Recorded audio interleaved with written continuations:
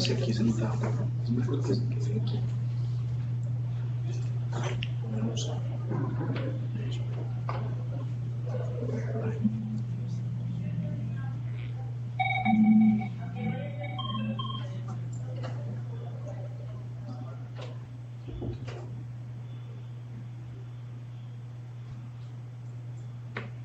ahora sí.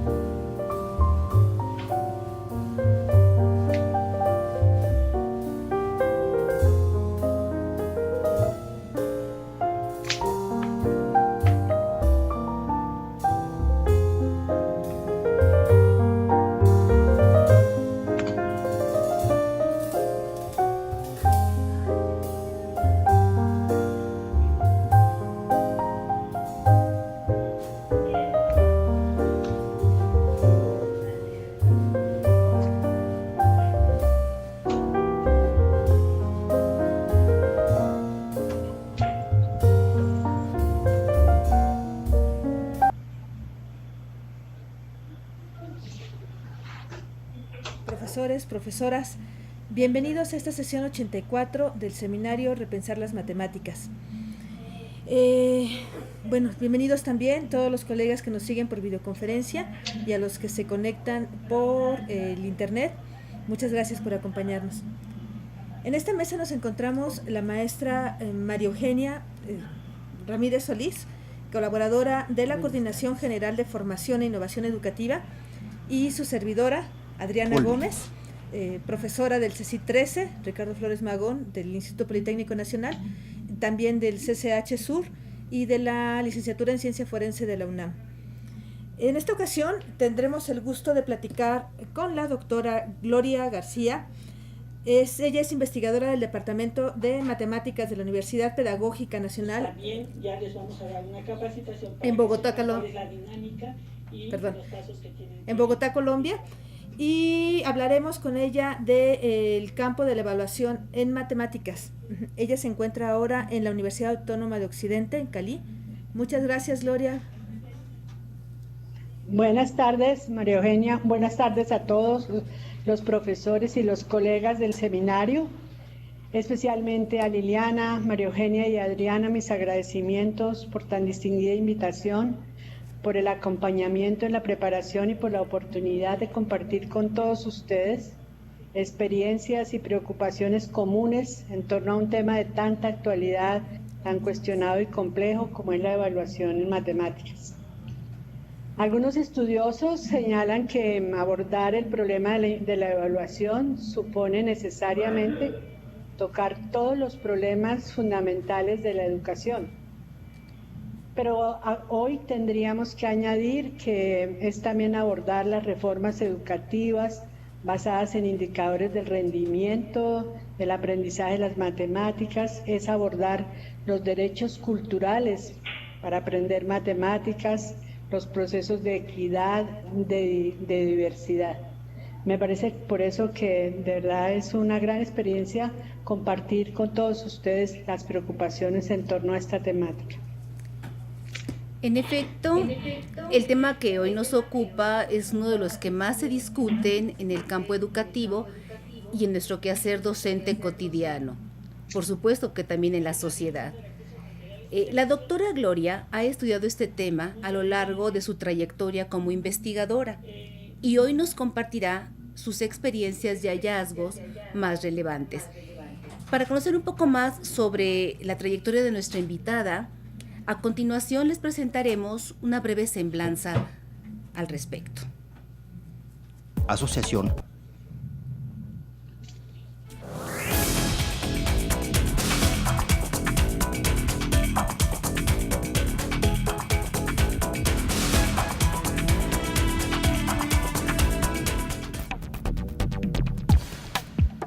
La doctora Gloria García Oliveros es licenciada en Matemáticas de la Universidad Nacional de Colombia, magíster en Filosofía por la Universidad Santo Tomás, también en Colombia. Es profesora titular del Departamento de Matemáticas de la Universidad Pedagógica Nacional.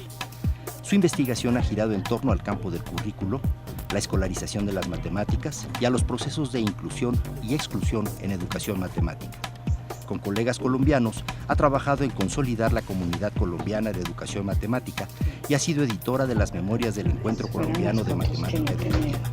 Ha editado libros con colegas en Aalborg, Suecia.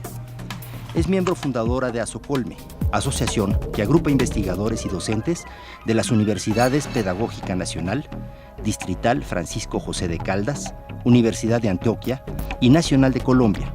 En la actualidad, Gloria García es miembro de la Junta de ASOCOLME.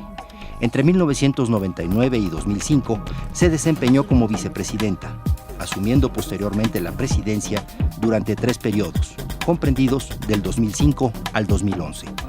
Sus líneas de investigación: diversidad y aprendizaje en matemáticas, evaluación y aprendizaje en matemáticas, le han permitido participar en programas de educación continua para maestros, así como también en las nuevas políticas educativas colombianas sobre las matemáticas escolares.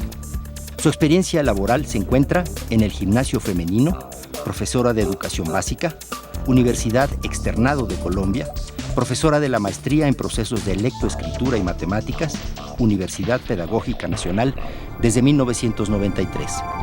Entre sus principales publicaciones encontramos: publicados en revistas especializadas, ¿qué hay detrás de las dificultades que presenta la comprensión del concepto de número real? Una aproximación epistemológica, didáctica y cognitiva a nociones básicas y conceptos del cálculo, reformas en la enseñanza de las matemáticas escolares, perspectivas para su desarrollo, factores relativos a la identificación de funciones polinómicas a partir de su representación gráfica, entre otros, Mathematics, Education and the Dignity of Being, Pitágoras, Journal of the Association of Mathematics Education of South Africa, el currículo de las matemáticas escolares y el gobierno del sujeto moderno, la producción de la exclusión, currículo y culturas en el aula de matemáticas, perspectivas socioculturales de la educación matemática, libro resultado de investigación, la aproximación, una noción básica en el cálculo, un estudio en la educación básica, infinito actual y potencial, procesos infinitos, validación de las representaciones aproximadas, valores aproximados, producción bibliográfica, Alfa 6, 7, 8 y 9, serie de matemáticas para educación básica secundaria y media vocacional, lineamientos curriculares, matemáticas, áreas obligatorias y fundamentales, matemáticas escolares, teorías de aprendizaje de las matemáticas, organizador curricular, matemáticas modernas, currículo y evaluación en matemáticas, un estudio en 3 décadas de la educación básica, prácticas de evaluación en las clases de matemáticas, segundo estudio regional, comparativo y explicativo.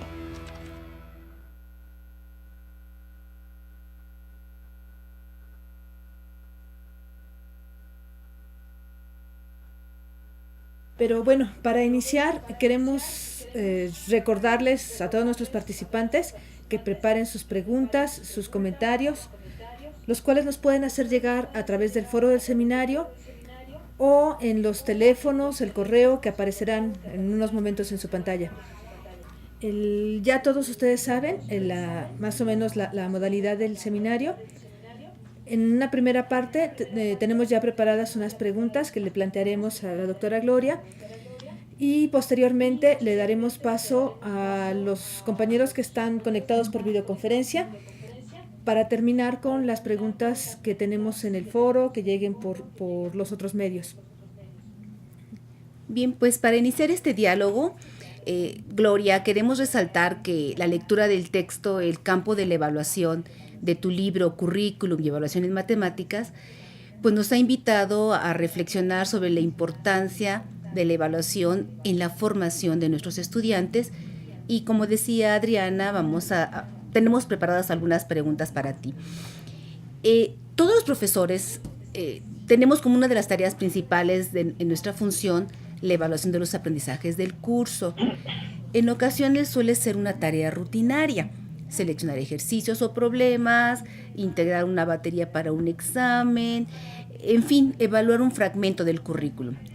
Sin embargo, en tu investigación planteas la necesidad de reconocer la complejidad de la evaluación a partir de 4 elementos básicos.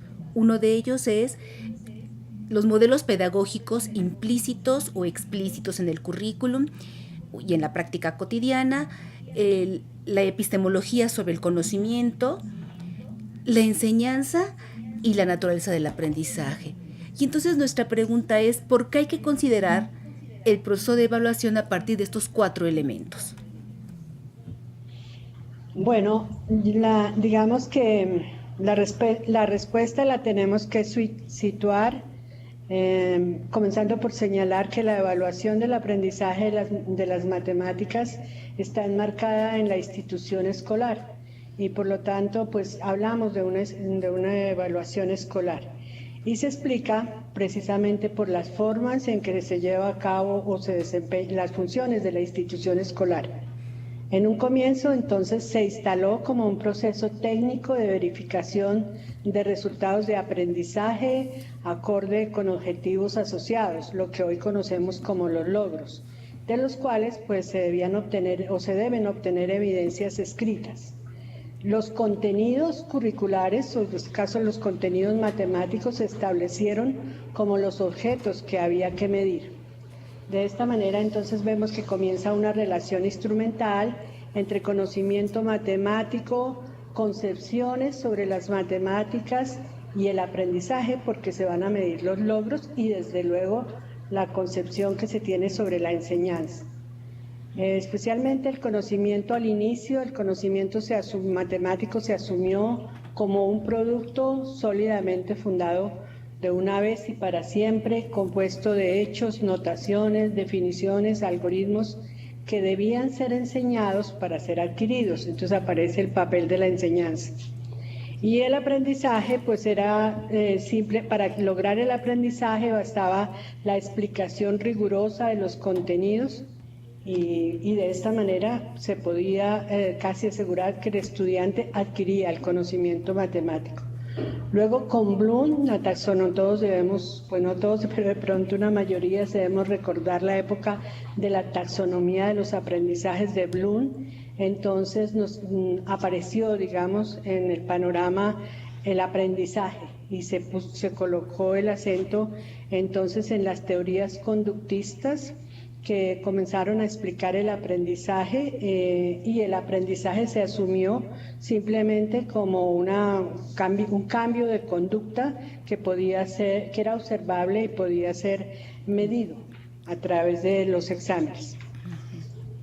Hay dos cosas, ya vemos ahí como esa relación entre aprendizaje, enseñanza, conocimiento matemático, visiones epistemológicas sobre qué son las matemáticas y también implícitamente allí está una concepción de sujeto, quién es el que aprende, el sujeto escolar, y entonces pues la psicología conductista ya comenzaba a señalar que el problema, el sujeto aprendía porque tenía unas capacidades, unas habilidades, las llamaba innatas, mentales, totalmente independientes de la experiencia cultural y del lenguaje, y eran de la esencia del ser aprendiz escolar.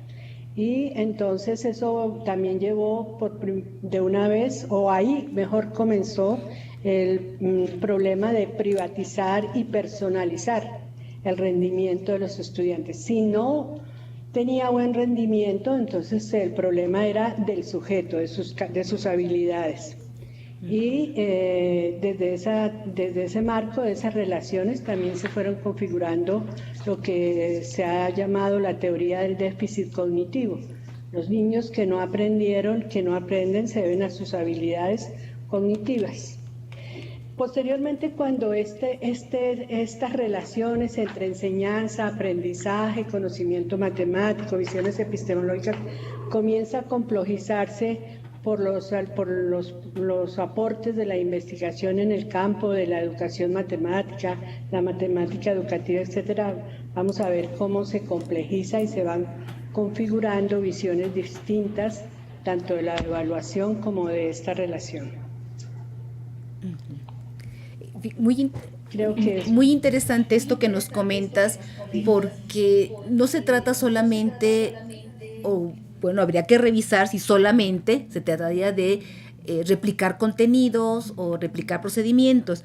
Más bien, esto creo que es una invitación a que cada profesor, de acuerdo a su institución, en este caso al Politécnico, revisemos cuáles los modelos pedagógicos que estamos siguiendo.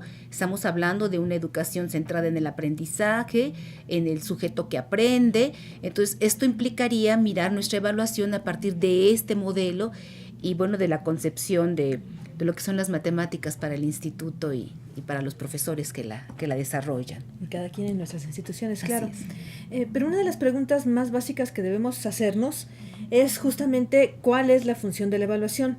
Y en tu texto mencionas, la función tradicional de la evaluación de los aprendizajes de matemáticas es comprobar el rendimiento de los alumnos.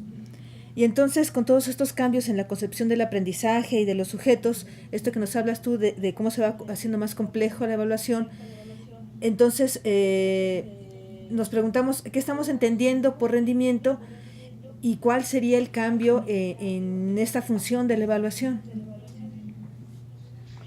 Sí, me parece que debemos comenzar por actualizar lo que se ha llamado el rendimiento escolar, es el rendimiento académico, y como ustedes lo proponen, empezar a mirar cuáles son las posibilidades de cambio en esta relación que les he contado.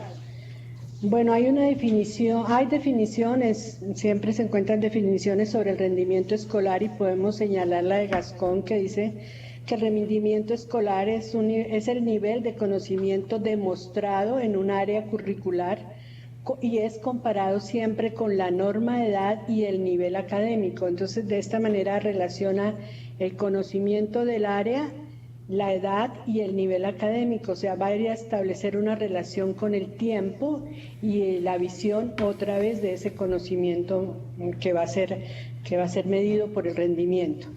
El rendimiento es el reflejo de las evaluaciones hechas a través de exámenes, casi siempre todos escritos, donde el alumno ha de demostrar sus conocimientos sobre esa área, y es un conocimiento que el sistema considera necesario y suficiente para su desarrollo como miembro activo de la matemática. En el caso del rendimiento de las matemáticas lo estamos viendo, entonces se ha definido en unos contenidos que los estudiantes deben aprender a una edad, a una determinada edad, y para que tengan, y en un nivel, y ese conocimiento se ha distribuido en niveles, ¿no? Entonces, por eso se llama, en las escuelas, en lo que nosotros tenemos como escuelas, son escuelas seriadas.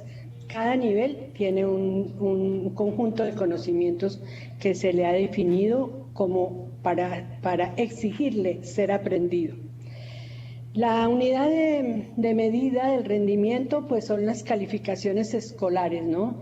Y en esta medición del rendimiento está la concepción de aprendizaje. Volvemos a la idea de un sujeto que es el que posee las habilidades o las capacidades mentales, y entonces el rendimiento se le atribuye a los factores internos del sujeto. De esta manera, el rendimiento, al ser una cuantificación a través de calificaciones, pues permite establecer distribuciones, favorece dos procesos simultáneos pero distintos, porque señala desviaciones y jerarquiza.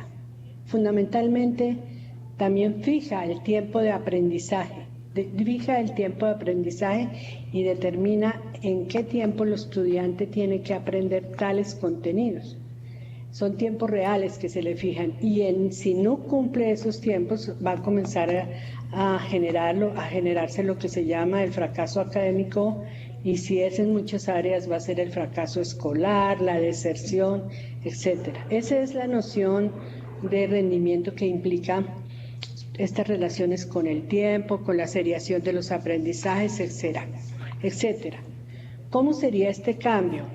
Y bueno, el cambio articula trayectorias distintas. De un lado, para poder cambiar esta visión de rendimiento, entonces habría que cambiar la relación que veíamos, que describí arriba, ¿no? Una visión de las matemáticas escolares, habría que cambiarla a una visión epistemológica, habría que cambiar los modos de enseñanza, de aprendizaje, Por ejemplo, en términos de lo que es el conocimiento matemático escolar, habría que tener una visión más compleja de lo que es el conocimiento matemático en relación no solamente a su estructura epistemológica. Hoy, por ejemplo, hay visiones epistemológicas sobre el conocimiento matemático escolar que relacionan la estructura epistemológica y la fenomenológica, y esa visión permite hacer organizaciones más complejas del currículo, ya no solo un listado de temas, por decir algo, para ejemplificar. Para séptimo grado aquí se propone la enseñanza de la función, pongámoslo, y entonces se considera en una visión muy superficial el conocimiento matemático, que para aprender función el estudiante solo necesita función como relación, como un tipo de relación, pues hay que enseñarle primero qué es relación, tipos de relaciones, y luego se le da la definición y de esa manera aprendió. No, estas visiones más complejas del conocimiento no solamente se van a quedar en la definición, sino ya en organizaciones complejas del conocimiento matemático visto como conceptos, procedimientos. La investigación en educación matemática en general, podemos decir que ha aportado mucho para complejizar ese currículo de matemáticas y su organización.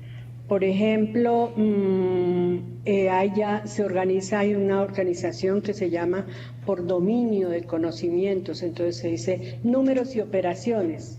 ¿Qué concepción hay aquí y qué hay detrás de esa organización? Pues mostrar todas las relaciones, es mostrar como la red de conceptos, de procedimientos que hacen posible ese dominio de conocimiento, y que el problema del aprendizaje no va a ser solamente la definición. Hay otras, por ejemplo, la escuela, la investigación, el enfoque de la TAD, que es la antropológica didáctica, propone una organización del conocimiento matemático regional, organizaciones regionales que abarcan no solamente la parte epistemológica, sino en su relación con lo que modela. Hay otra propuesta de organizar lo que es la de Bishop, que es por actividades culturales universales, organizar el conocimiento.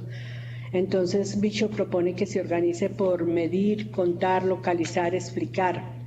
La organización que ofrece PISA, ¿no?, que la hace tan complejo, que organiza el conocimiento matemático por campos de fenómenos, y entonces que se matematizan, entonces llama espacio y forma, cantidad, cambio, relaciones, incertidumbre. Entonces ya estas organizaciones nos permiten ver como la complejidad de lo que hay que enseñar y de lo que hay que aprender. Y hay una última organización que procede de la política pública para trabajar el fracaso escolar. Es la organización por ciclos. En la década, como a finales de la década del 90 y comienzos de este siglo, la política educativa en Brasil organizó, precisamente por los altos niveles de fracaso escolar, organizó el currículo por ciclos. Ciclos, pues como su nombre lo indica, entonces permite extender el tiempo, se organizan todos los conocimientos que van de primero a tercero, por decir alguien, en una red semántica de esos conceptos, de esos procedimientos, y entonces, como ustedes ven, se extiende el tiempo para aprender, se extiende también la forma de medir el rendimiento. Un ejemplo más concreto de esa organización por ciclos es la propuesta de Bernot, quizás todos lo hemos leído, que son los campos conceptuales, particularmente esa organización del campo conceptual multiplicativo, que muestra que la multiplicación, si bien comienza allá abajo en tercero de primaria, va hasta el grado octavo, noveno, cuando ya avanza entra la función lineal, todo el desarrollo del razonamiento proporcional. Esa es una posibilidad del cambio. Y la otra dimensión del cambio es indudablemente el cambio sobre la concepción y las funciones de la evaluación. Hoy la evaluación no es de lo aprendido, solamente para saber qué aprendió. La evaluación se realiza y su función es para orientar el aprendizaje, lo que supone, digamos, convertir los datos que obtenemos de medir el rendimiento y desde luego obtenidos con distintos instrumentos de evaluación en información. Coger los datos, analizarlos y relacionarlos con el modelo de enseñanza, con las prácticas de enseñanza, relacionarlos también con los recursos que se han puesto en el aula para aprender y pues en general con la didáctica. Este enfoque de la evaluación para orientar el aprendizaje está más cerca del aspecto valorativo de la evaluación que únicamente de la cuantificación, y está más centrado en la medida como aproximación, no medición y exactitud. Una cuestión muy importante en este cambio de función, de orientación de la evaluación, de su función, es aceptar que los juicios de evaluación son interpretaciones de quienes realizan la evaluación y que no solamente dependen de las características del objeto evaluado. Y fundamentalmente que la evaluación es un proceso de comunicación interpersonal, ¿no?, entre el profesor y los estudiantes. Estos serían los cambios, o estos son los cambios que se están ya adelantando, y más adelante podemos hablar sobre eso, dar algunos ejemplos, algunas señales de dónde se pueden encontrar ya estos modelos de evaluación. Sí, definitivamente me parece... Yo creo que definitivamente me parece súper trascendente esta idea de orientar el aprendizaje a partir de lo que vemos en la evaluación, y que ya no es nada más la calificación, sino que tenemos mucho más información que ir aprovechando y que ir trabajando con ella. Y si en efecto el proceso de evaluar es no caer solo en evaluar contenidos, en tu trabajo de investigación hablas sobre los fines de la educación matemática. Fíjate que en educación superior se concibe el aprendizaje en nuestra institución, el aprendizaje de las matemáticas a partir del campo de formación profesional de los estudiantes. Y la pregunta es, ¿cuál sería la finalidad o la función de las matemáticas para aportar al campo profesional?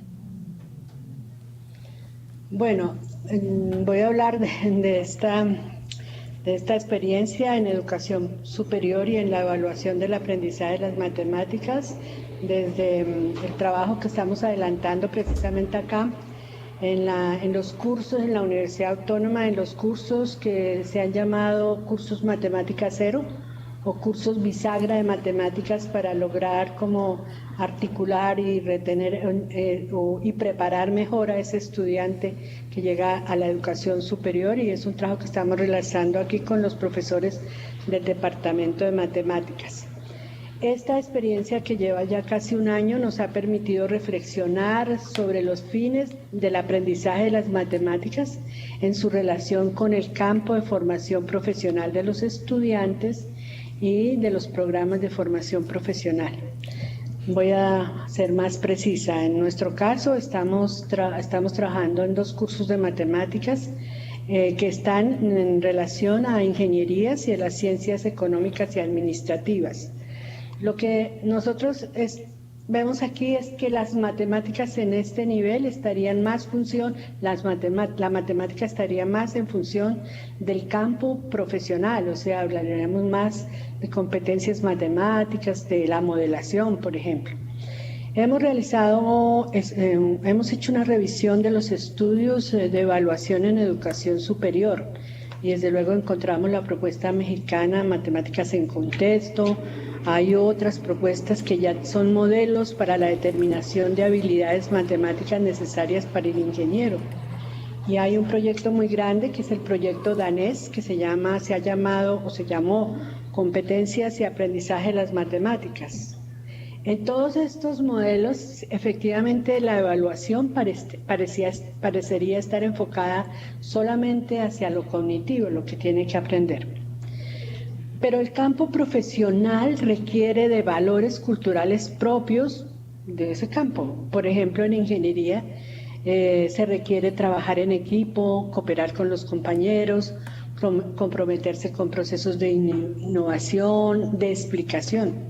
Entonces, lo que supone que la evaluación debe asumir que las matemáticas aquí no son solamente la parte epistemológica, sino también que puede verse como una de las construcciones humanas y por lo tanto debe introducir en los valores culturales propios de las matemáticas, ¿no? Entonces, que estarían integradas al conocimiento.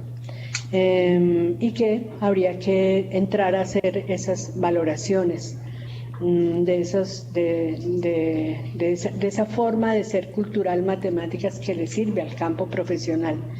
En este momento en el país la educación universitaria experimenta una situación de renovación hacia la enseñanza y hacia el aprendizaje y que nos permite, digamos, efectivamente empezar a pensar cómo sería introducir esos valores culturales de la matemática, ¿no?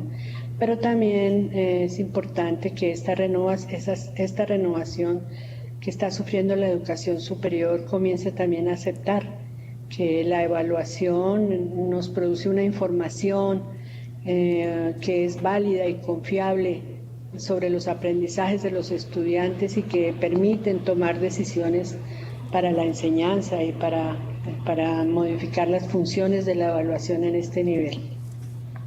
Claro, me parece muy interesante esto de referirnos no solamente a la evaluación de lo cognitivo, sino evaluar también o valorar también todos aquellos componentes que son parte de la formación del profesional, esta parte de los valores, de la socialización, del trabajo de colaboración, de la capacidad de argumentación, de tal vez generación de hipótesis y comprobación de las mismas en el proceso de resolución de problemas.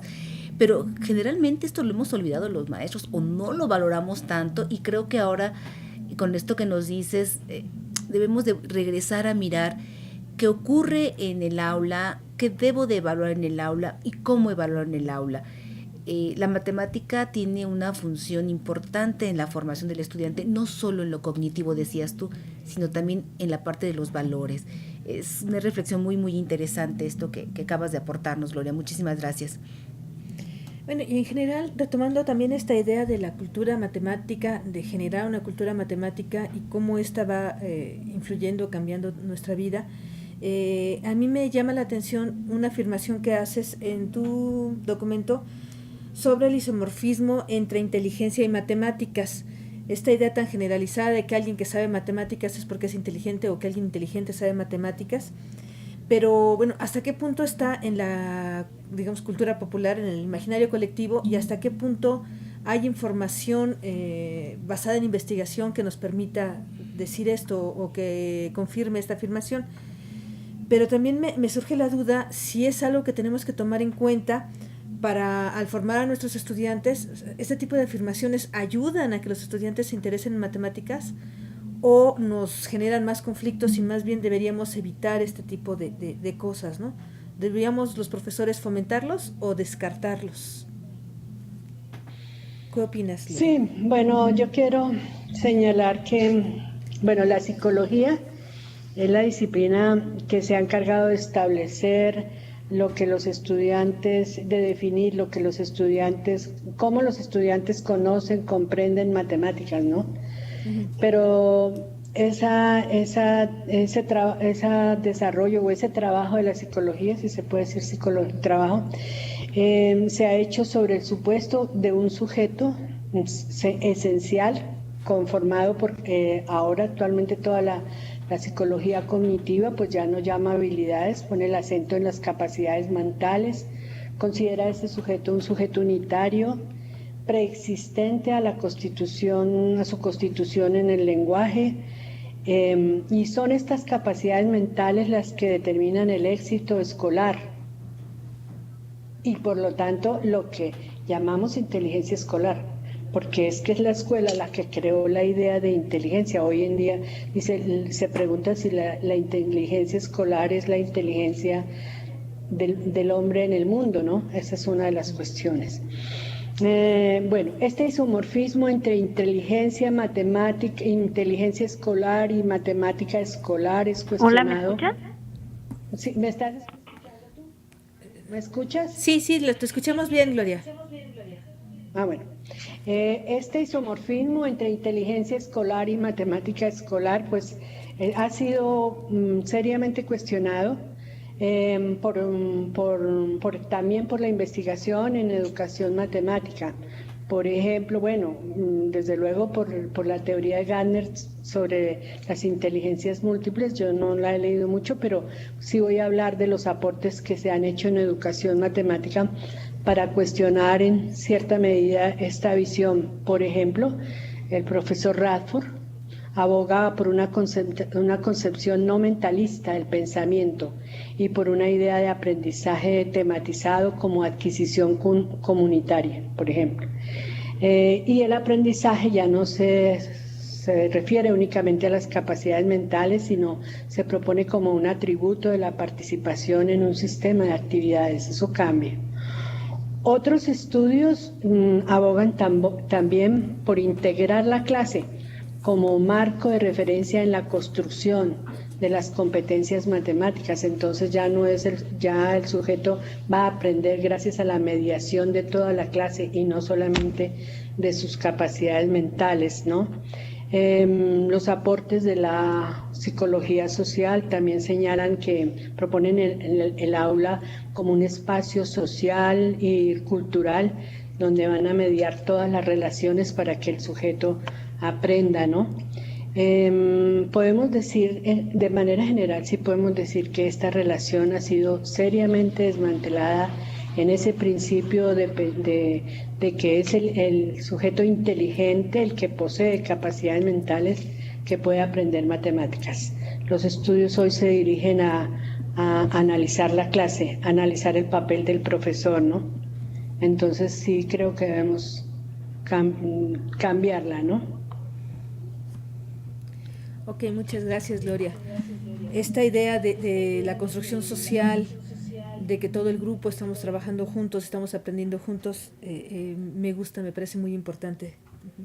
Y desmitificar esto de solo los inteligentes aprenden matemáticas, pero ¿qué es inteligente? ¿Qué es ser inteligente? Y bueno, todo esto que tenemos que revisar nuevamente en nuestros esquemas de pensamiento, los profesores y las escuelas en general. En tu investigación resaltas también la necesidad de conciliar el currículum con la cultura, con la parte social, sociocultural. ¿Cuál es el sentido o la importancia de la enculturación matemática en el proceso de la evaluación? Bueno, esa pregunta es, ¿cuál es el proceso, cuál es la importancia de la enculturación en el proceso de evaluación? Yo, a mi manera de verla y de entenderla, para mí tiene como un sentido. Y es, tradicionalmente la evaluación en matemáticas solo ha evaluado lo que yo decía, el conocimiento matemático en sí mismo, todo lo que es su estructura analítica. Hoy la enculturación particularmente ha puesto en evidencia la relación en la enculturación entendida como Bishop, por ejemplo, preguntaría uno, ha puesto el conocimiento matemático en relación con los contextos culturales de los estudiantes, con los saberes de las etnias y a reconocer que hay afuera de las matemáticas, que en las matemáticas también se hacen y se trabajan en otros campos que no son solamente los campos puramente matemáticos. Entonces, digamos que uno ve esa relación cuando se trabaja sobre la modelación.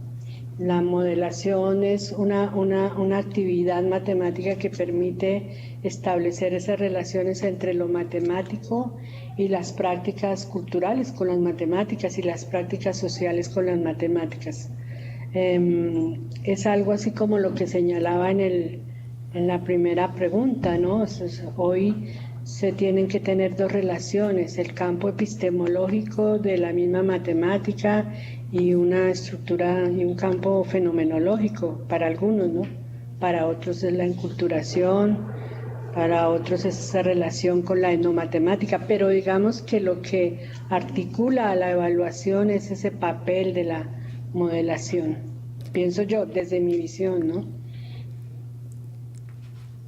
Claro, los maestros generalmente toman en cuenta la evaluación, decíamos hace un rato, de solamente lo cognitivo, y se nos ha olvidado recuperar estas relaciones de la matemática con el contexto cultural, regional, local, generacional tal vez, y muchas veces los mismos alumnos dicen, pues para la matemática solo es para la escuela, no es para pasarla en la escuela, y porque en mi vida cotidiana hago otras cosas. Sin embargo, la relación es sumamente estrecha, y estos vínculos de lo social y lo escolar me parece que de repente no se miran como algo que podría estar más integrado en el aprendizaje de las matemáticas. Bueno, pues me parece que también esto habría que reflexionarlo en el colectivo de los profesores. ¿Qué está pasando con esta visión decías tú hace un rato, por ejemplo, de organizar estos elementos de matemáticas en contexto, ¿no? Matemáticas en contexto tal vez podría apoyar un poco este proceso. Sí, yo quisiera retomar la parte que decías de la epistemología como uno de los campos que hay que considerar, uno de varios, sí. En particular, tú presentas en tu texto una serie de preguntas epistemológicas de las cuales, bueno, yo quiero destacar lo que decías de quién y cómo validar el aprendizaje, o quién y cómo debe validarse el aprendizaje, y por otro lado, quién y cómo validar la enseñanza. Entonces yo quería preguntarte, ¿por qué considerar estas dos partes del proceso que nos interesa, el aprendizaje, la enseñanza y el aprendizaje, por separado? Y cómo relacionamos esto con lo que sería la validación externa, que tanto nos ha pegado, tanto nos ha preocupado en Latinoamérica en general, creo. Esta validación externa, y por otro lado también, perdón si me extiendo demasiado, la validación entre pares, como lo hacemos en las cuestiones como artículos de investigación y eso, que son otros investigadores los que los revisan, los que dicen hasta qué punto es válido, si permite publicarse o no. Igual en los grupos, una validación entre los compañeros, ¿cómo la ves? ¿Cómo debemos aprovecharla? Bueno, es larga tu pregunta, pero voy a también ¿me estás oyendo? Sí. Voy a hacerla también por partes la respuesta. Primero, quiero señalar que el problema de la validación es un problema está supeditado a la fijación de una norma para que se legitime lo que va a ser la actuación, lo que se va a definir como actuación válida matemáticamente en una clase. Entonces, la validación es una forma es una legitimación de formas de actuación en matemática en la clase. En ese sentido, la función de la norma es establecer lo que se considera válido y al mismo tiempo, aunque no lo dice, invalida las actuaciones que no están de acuerdo con la norma. Y la norma lo que hace es visibilizar lo que no es normal, ¿no?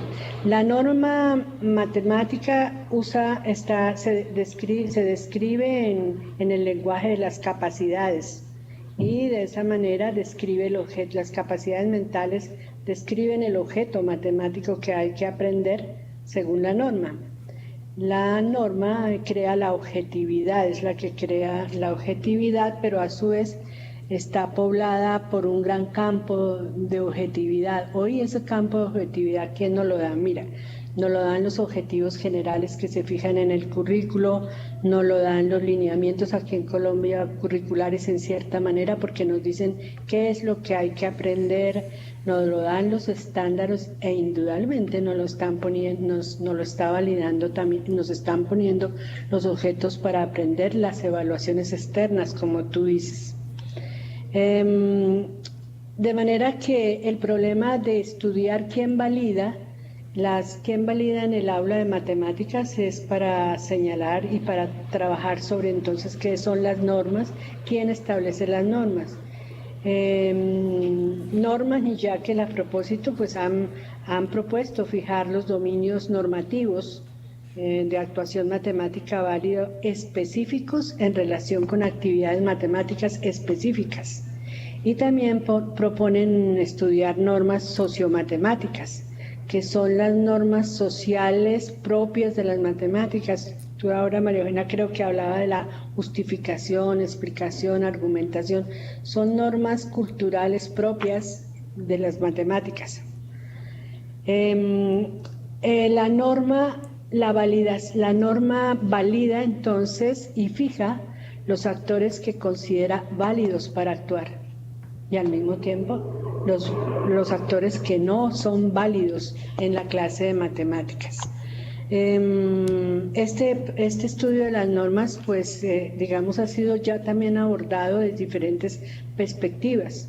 Nuria Planas, en España, a partir de la presencia de la interculturalidad en las aulas españolas con toda la migración, comenzó a estudiar, comenzó a cuestionar el carácter universal de los significados normativos para las prácticas matemáticas en el aula. Voy a dar un ejemplo. Tiene unos estudios muy lindos en donde la multiplicación, entonces cuando están los niños orientales, los niños, básicamente sí, pues sus formas en la clase de matemáticas con los niños españoles, pues no todos tienen los mismos procedimientos para multiplicar. En la multiplicación egipcia es distinta de la multiplicación occidental, por ejemplo, ¿no? Lo vemos también nosotros con los Estados Unidos, ¿no? La división aquí en Colombia tiene un procedimiento que es muy distinto al procedimiento norteamericano. Entonces, en los estudios de Nuria Planas ya se cuestiona quién va a validar una sola norma o es un problema intersubjetivo como tú lo señalas. Y termina señalando que precisamente el problema de la validación es un proceso que se lleva a cabo de manera intersubjetiva. Y allí cobra muy importancia todos los procesos de interpretación, tanto del profesor para interpretar las actuaciones de los niños como de los niños, y también esencialmente depende de la comunicación. En ese sentido, entonces, digamos que si hay un cambio en términos de la validación. Y ahora me voy a referir entonces al problema de la validación que nos está produciendo la evaluación externa. Cuando tú te preguntas, ¿tiene que ser esta una validación externa? Pues yo sí creo que las evaluaciones externas nos están colocando el problema, nos están fijando qué es lo que debemos enseñar y qué es lo que debemos aprender, y al mismo tiempo entonces nos validan con los resultados y sus ranqueamientos si lo estamos haciendo bien o no lo estamos haciendo bien. Pero ahí hay un problema, y creo que también lo sufrimos, como tú dices, en Latinoamérica. ¿De qué pruebas externas estamos hablando? De las pruebas externas nacionales y de las pruebas externas internacionales. Creo que ustedes también en México lo sufren. Nosotros en Colombia tenemos pruebas externas nacionales que se llaman pruebas saber. Tenemos dos tipos de pruebas, pero tenemos también la prueba en este momento externa PISA. Entonces tenemos dos pruebas. Entonces la pregunta es quién nos valida y si nos validan de la misma manera. Entonces uno ve en Colombia, por ejemplo, que la prueba externa nacional lo que valida es el aprendizaje escolar fijado por el currículo nacional. Entonces, nacionalmente se crearon unos estándares de matemáticas, bueno, de todas las áreas, que fijaron lo que se debía aprender. En las pruebas nacionales se miden esos estándares, esas normas, y entonces se dice si los niños están bien o están mal con respecto. Entonces validan. ¿Cómo validan? Al socializar, al dar el ranqueamiento de las escuelas, de las escuelas. Mientras que la prueba internacional, en este caso PISA, pues la característica de la prueba PISA es que tiene una orientación globalizante, no nacional. Entonces, las matemáticas que tenemos que aprender son las matemáticas que que deben ser homogéneas para el mundo. Y entonces, pues PISA no valía el rendimiento de los estudiantes, ¿no? PISA no valía eso. PISA no valida eso. PISA lo que evalúa son las competencias de la próxima generación. No es lo aprendido en la escuela, es sobre el dominio de las matemáticas en su vida futura. Esas son las cosas distintas de PISA y de la prueba nacional. ¿Cuál nos valida y cuál nos produce crisis? Pues digamos que la prueba PISA está produciendo en el mundo lo que se llama una crisis cultural, porque ha mostrado, y por ejemplo los informes en Colombia nos dicen que el país, ya se dirige a la población, no podrá alcanzar el desarrollo de los países porque los niños no tienen la competencia. Entonces, ¿ante quién nos está validando? Nos está validando ante un ideal de un solo mundo. Todos tendríamos que ser entonces como quién, como Finlandia, que valida lo que es aprender matemáticas, Singapur. Hay una cosa muy importante en este tipo de validación, ya sea la nacional o la internacional, y es que han abierto la caja negra de la clase. Se han permitido, ya entra a la clase, qué pasa en la clase, por qué los niños no aprenden. Y bueno, también han llegado ya a preguntarse cuál es el rol del profesor, a pensar sobre la formación, cómo debe ser ese profesor para que realmente todos los niños puedan aprender, porque cuando se pide que todos los niños puedan aprender y lo logramos, pues estamos en procesos de validación. De manera que son muchas las preguntas que hay ahí, pero me parece que ese es como un panorama en términos de la validación de las pruebas externas y de la validación en la clase. Muchas gracias, Gloria. Esta parte de distintas culturas, decías tú, cómo van entrando a las escuelas, en particular de España o de otros lugares. En particular en México tenemos la situación de que dentro del país hay regiones muy diferentes, con culturas incluso diferentes. Entonces tenemos que irnos flexibilizando a todo esto, pero también me hace pensar en lo que sucede en nuestro seminario. Tenemos aquí la oportunidad de saber, de conocer qué está pasando con ustedes en Colombia. Tú nos comentas sobre lo que pasa en España o en Estados Unidos, y es ir conociendo otras experiencias y aprendiendo también, viendo cómo podemos ir aprovechando. Muchas gracias. Fíjate, Gloria, que nos has comentado, nos ha dado muchos elementos para de veras sentarnos y nuevamente pensar nuestro proceso de evaluación que practicamos cotidianamente. Y uno de los aspectos que me gustaría como enfatizar, aunque ya has dado varios aportes de ello, es hablar sobre los criterios de evaluación. Uno de los aspectos que generalmente decide cada profesor, pero no necesariamente en colegiado, son los criterios para evaluar, y algunos maestros continúan utilizando el examen como única vía para evidenciar el aprendizaje.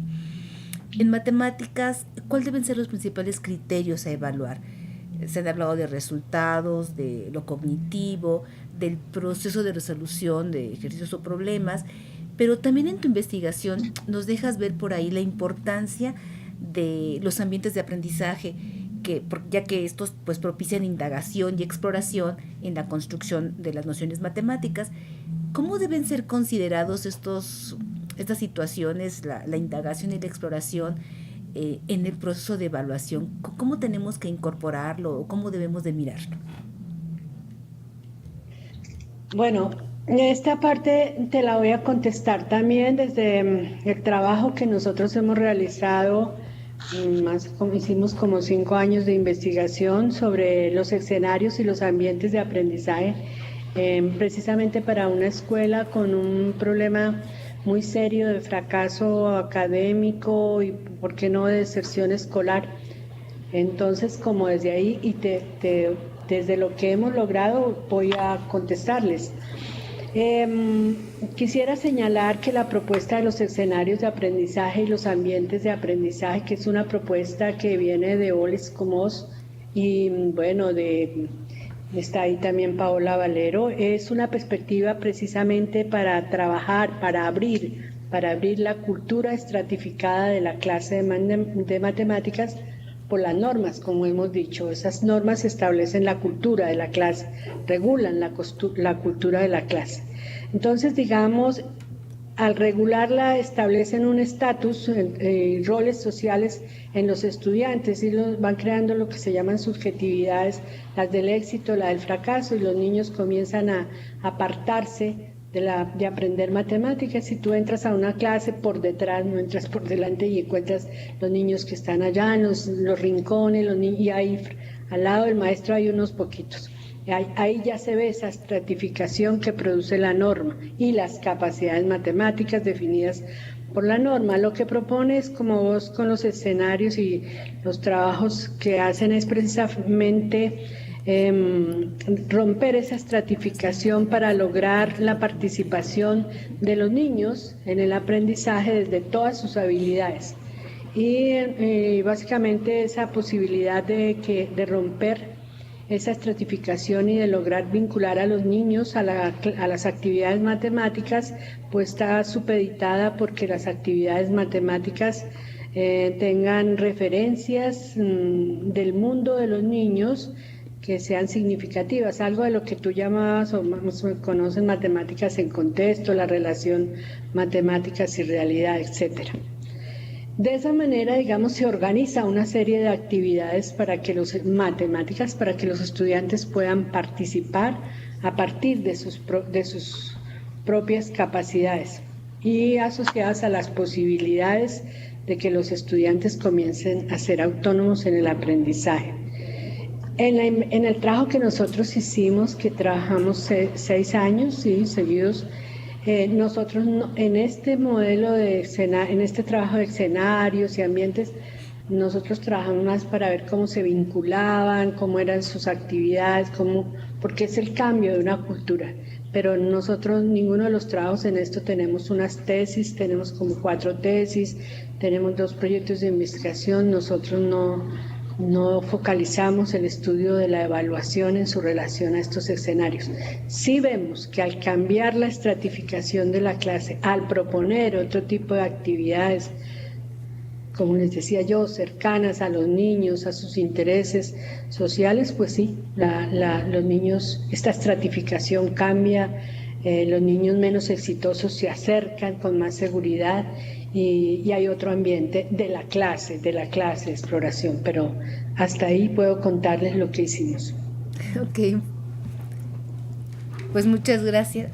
Muchas gracias, Gloria, por esta experiencia que nos compartes.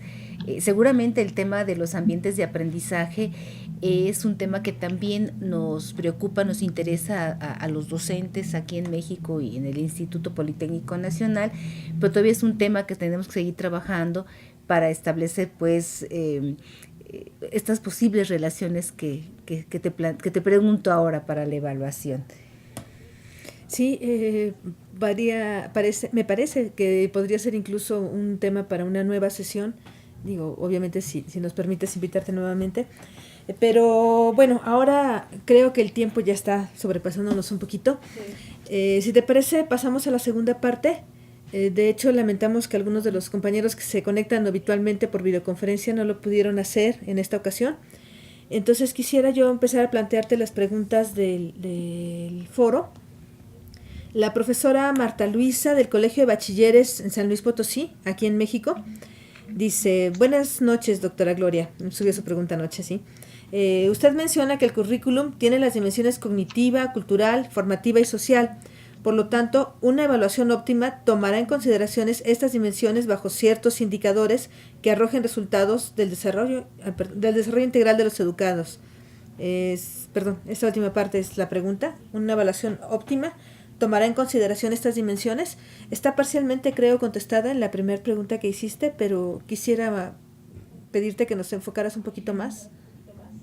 Sí, bueno, no, sí, parcialmente, y yo sí quisiera como enfatizar más diciendo que la evaluación en la clase que tome todas estas dimensiones debe hacerse primero con muchas evidencias, múltiples evidencias y muchos instrumentos.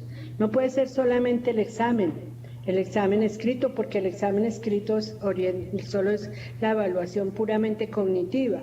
Pero para mirar toda esa forma de comportarse en la clase, no solamente socialmente como exige la escuela, sino ya con valores culturales, digamos en cierta medida matemáticos, que los niños exploren, indaguen, etcétera, pues se necesita poner una serie de actividades totalmente distintas al examen.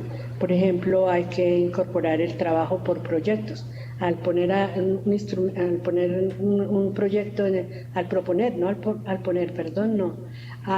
un proyecto en la clase de matemáticas, pues eso sí lo hemos visto en el trabajo que les contaba de investigación. Los niños desarrollan una serie de acciones, de actividades que son totalmente distintas a la clase de matemática y que nos permite ver esa parte cultural. Proyectos, formas de expresarse, paneles, fotografías. También hicimos una exposición de fotografías con los niños para que tomaran fotografías sobre las cuestiones que más les interesaban y las describieran, y también entra a tenerse en cuenta la oralidad de los niños, no solamente lo escrito. Entonces, aquí lo importante es eso, las múltiples evidencias a través de muchos instrumentos, no solamente el examen. Bien, pues muchas gracias, Gloria. Creo que apoya y refuerza lo que has estado aportando en esta charla. También tenemos la participación de la maestra María Torquemada. Ella es de la ESIME Zacatenco, una escuela de nivel superior del Politécnico, y dice lo siguiente: con respecto a los estudios que se han realizado en el campo de la evaluación en las matemáticas, quiero mencionar que no encontré la palabra competencia, y es importante mencionar que nos han implementado en el instituto, se refiere ella a este enfoque de competencias. Mi pregunta y me cuestiono, dice la maestra, ¿cómo lo vinculamos con el estudio en el campo de la evaluación por medio de competencias? Y también te pregunta si le puedes recomendar una estrategia cognitiva que se pueda implementar para evaluar de la manera más certera posible. Bueno, en relación a las competencias, yo creo que sí, que hay un campo hoy encuentran muchos, varios estudios sobre las competencias matemáticas, de diferentes autores. En España encuentra, en Colombia también hemos escrito sobre las competencias matemáticas. Sí hay autores y encuentra bibliografía suficiente para estudiar este problema de las competencias y para mirar qué es lo que significa trabajar competencias matemáticas en el aula, porque hay que empezar por decir si va a entender que las competencias están referidas solo al uso de las matemáticas o son mucho más que eso. Entonces yo sí le recomiendo, en este momento no tengo así unos libros que decirle o unos artículos, pero se encuentran. El mismo Verneau, ahora me acuerdo, Gerard Verneau, en el campo multiplicativo, pues está trabajando las competencias en relación a lo multiplicativo. Por ejemplo, en que si le sugiero, no, yo creo que es imposible en tan corto tiempo sugerirle darle como un modelo. No, me parece que es más complejo porque lo he señalado. Hay que mirar el currículo, hay que mirar cómo es en la escuela, cómo se organiza la escuela, cómo ve las matemáticas escolares para poder. Tú lo decías en una pregunta, creo que era la tercera, decías que los profesores abordamos la evaluación individualmente. No, la evaluación, recuerden que la evaluación es la evaluación escolar, es la evaluación en la escuela. Y el proyecto de escuela y el proyecto de las matemáticas escolares es un proyecto colectivo, no es un proyecto individual. Quizás ahí está el problema, ¿no? Que cada profesor de matemáticas entramos al aula, cambiamos, hacemos muy buenas innovaciones, pero se cierra la puerta y nadie